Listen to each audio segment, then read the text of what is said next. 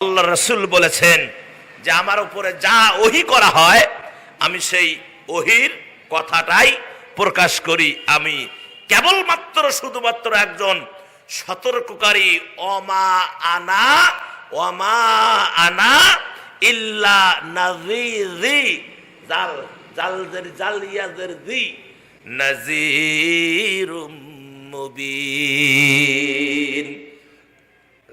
আল্লাহ রাব্বুল আলামিন বলেন সূরা আহকাফ 9 নম্বর আয়াত, কুরআনুল কারীমের 504 নম্বর পৃষ্ঠা আর 46 নম্বর সূরা। আল্লাহ পাক বললেন সূরাতুল আহকাফ, ও পৃথিবীর মানুষ শোনো, কুল মা কুনতুম বিদআম মিনার রাসূলি ওয়া মা আদরি মা ইউফআলু বি ওয়ালা বিকুম ইন আত্তাবিউ ইল্লা মা ইউহা ইলাইয়া ওয়া মা আনা ইল্লা নাযীরুম মুবিন। হে মুহাম্মদ সাল্লাল্লাহু আলাইহি ওয়াসাল্লাম বলেন, সাল্লাল্লাহু আলাইহি ওয়াসাল্লাম বলে দাও, আমি কোন নতুন রসুল নই, বিগত রসুলগণের মতোই একজন রসুল। আমি জানি না আমার এবং তোমাদের ব্যাপারে কি করা হবে। আহা, আবার রসুল বললেন আমি জানি না কিয়ামতের ময়দানে আমার ব্যাপারে তোমার ব্যাপারে কি করা হবে। রসুল এই যদি না জানে, ও কাহালুর মুসলমান, কি অবস্থা হবে কথা কন। জীবনে যদি আল্লাহ প্রশ্ন করেন কিয়ামতের ময়দানে, ও কাহালুর মুসলমান দাঁড়াও, কাঠগড়ায় দাঁড়াও, জীবনে অন্তত একটা বিষয়ের হিসাব দাও, নামাজের হিসাবটা দাও। জীবনে কখন নামাজ শুরু করছো, কোন সময় নামাজ তোমার উপর ফরজ ছিল। আমরা হাদিসে পড়েছি যখন সন্তানের বয়স 7 বছর হয়, আমার আল্লাহ রাসূল বলেছেন তোমরা নামাজের জন্য তাদেরকে বলা বলি শুরু করো, মসজিদে নিয়ে যাও, তাদেরকে ট্রেনিং দাও। আর যখন 10 বছর হয় নামাজ না পড়লে তোমরা তাদেরকে প্রহার করো। মানে যখন একটা বাচ্চার 10 বছর বয়স হয় তখন তার উপর নামাজ ফরজ হয়ে যায়। হ্যাঁ, এই 10 বছর 7 বছর থেকে অদ্যবধি আজকে আপনার বয়স 63 বছর, 40 বছর, 50 বছর, ৭৭ বছর, 80 বছর।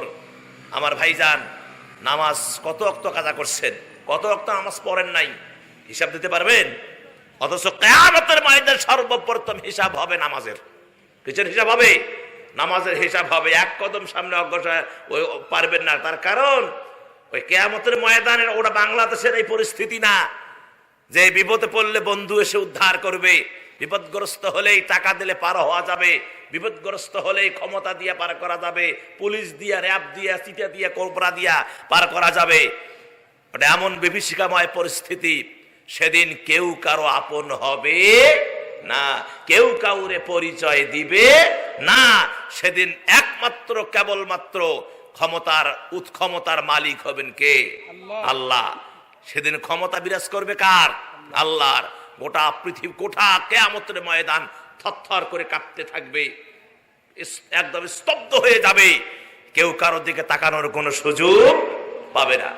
সম্মানিত মুসলমান ভাইয়েরা, তাই আমার নবী বলেন কাল কিয়ামতের ময়দানে আমি জানি না আমার এবং তোমাদের ব্যাপারে কি করা হবে। আমার প্রতি আল্লাহর পক্ষ থেকে যে ওহী করা হয় আমি কেবল তারই অনুসরণ করি। সুবহানাল্লাহ কোন। আল্লাহ আমার উপরে যে ওহী করেন আমি সেটাকে অনুসরণ করে আমি আমার জীবনটা গড়ি। ও আল্লাহর বান্দারা, আমি কেবলমাত্র শুধুমাত্র আমি হলাম সতর্ককারী, তাছাড়া আর কিছুই না। আমি সতর্ক, হেদায়েত করার জন্য আসি নাই। কি রসুল কি হেদায়েত করার জন্য আসছেন? না, রসুল হেদায়েত করার জন্য আসেন নাই। রসুল এসেছেন কিসের জন্য? রসুল এসেছেন আমার ভাইয়েরা, রসুল এসেছেন হেদায়েতের বাণী শুনিয়ে দেওয়ার জন্য। রসুলকে হেদায়েত করার জন্য পড়ে। হেদায়েতের মালিক কে? আর আস্তে কোন কে? হেদায়েতের মালিক হলো আল্লাহ সুবহানাহু ওয়া তাআলা। তিনি হেদায়েত করবেন। আর রসুল যদি হেদায়েতের মালিক হতেন তাহলে আবু জেহেলকে হেদায়েত করতে পারতেন, উতবাকে হেদায়েত করতে পারতেন, সাহেবাকে হেদায়েত করতে পারতেন। কি পেরেছেন? পারেন নাই। হুজুর কত বাণী শোনাইছেন, হায়াতের অধিকাংশ সময় তাদের পিছনে ব্যয় করেছেন, ইসলামের দিকে ডেকেছেন। হুজুর তাদের অত্যাচারে হুজুর ব্যথিত হয়েছেন, কষ্ট পেয়েছেন।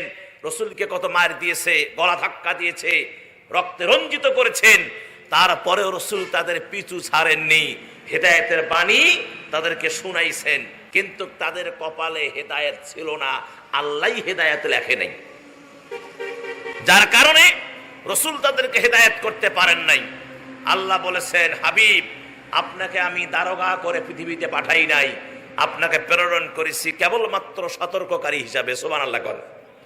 আমার মুসলমান ভাইয়েরা, তাই নবীজি আমার পৃথিবীর জমিনে এসেছেন সতর্ককারীর জন্য। আমার আল্লাহ পাক আরেক আয়াতে বলেন, সূরা ইয়াসিন 1, 2, 3, 4 নম্বর আয়াত, পৃষ্ঠা নাম্বার 441, সূরা নাম্বার 36, আল্লাহ রাব্বুল আলামিন বলেন, ইয়াসিন ওয়াল কুরআনিল হাকীম।